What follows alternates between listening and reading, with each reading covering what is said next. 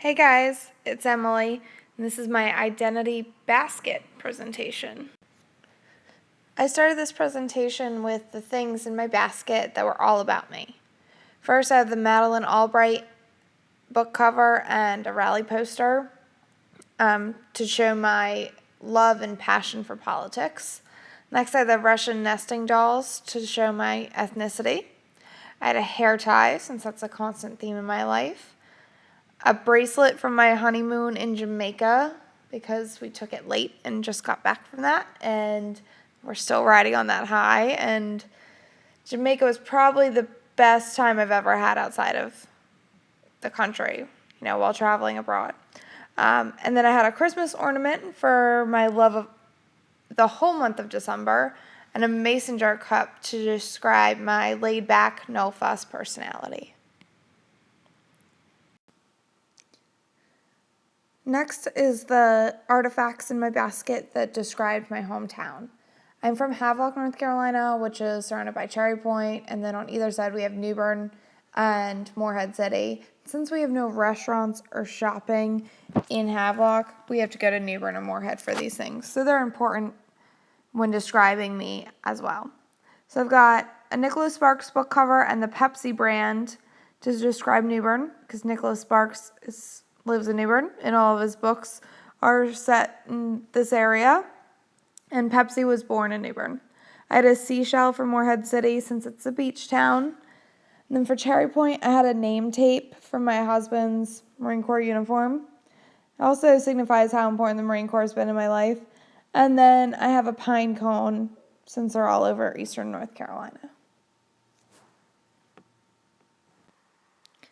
My last category for the items that were in my basket is my family. My basket itself was for my mom, since she made it. I had soybeans in there for my brother, who's in grad school for engineering soybeans.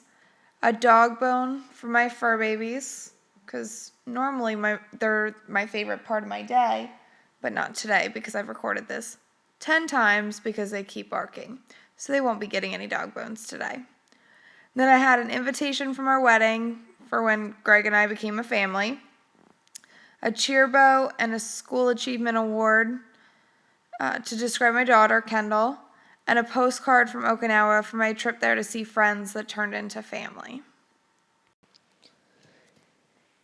Now I have my reflections. I really liked this exercise, especially when we presented them in class, because I felt like we all got to know each other a little bit better, and I know I had more insight into everybody's personality than I was able to get through the Tumblr blogs or through the class discussions. Hopefully this exercise will let us be able to be a little bit more open in class now that we know each other better. And I feel like we're less likely to hurt anyone's feelings because we have a better understanding of everyone and their culture and what may offend them and what may not. And so I think it'll really allow our class to take every advantage we have in this classroom. I know for me, this is the only class that I have on campus through all of graduate school. So it's nice to be able to connect with people other than through the internet. I learned that I myself have never really sat down and tried to reflect on my own culture or identity, and I was just kind of taking myself at face value. So this exercise was nice. It really forced me to go, look inside of myself. One thing that I battled with was at first, when we first started this whole project, was I was drawn towards talking about my family, and it made me upset because I don't want to be one of those women who is just a wife and a mother.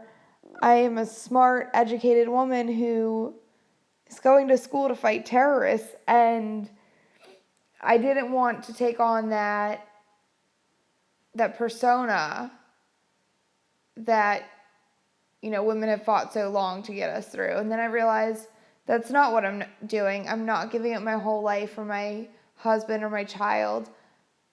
I'm bettering myself by going to school, and I think it's more that I'm just a person who cares about the individuals around me. And so I didn't need to worry about that anymore. I was able to find my own identity and myself through this. One of the other things I learned is that I really hate public speaking, even on something like this where it's through the computer and you're in another town listening to it from your computer. It still freaks me out. I think my main thing is that I don't know what kind of criticisms would come, and especially when it's talking about myself, I don't want to hear criticisms about myself or my identity.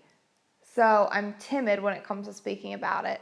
On the other hand, if I'm talking about politics or war or government structure, I'm so confident. And I think it's because I have faith in the knowledge that I have and know that any question that comes my way, I have an answer, and that it's all based in fact rather than opinion. So I have a strong foundation, which is what makes me feel strong about it. So I need to work on my own public speaking, especially when it's something that I'm not as confident in. So those are my reflections, and I'll see you guys in class. Thanks for listening.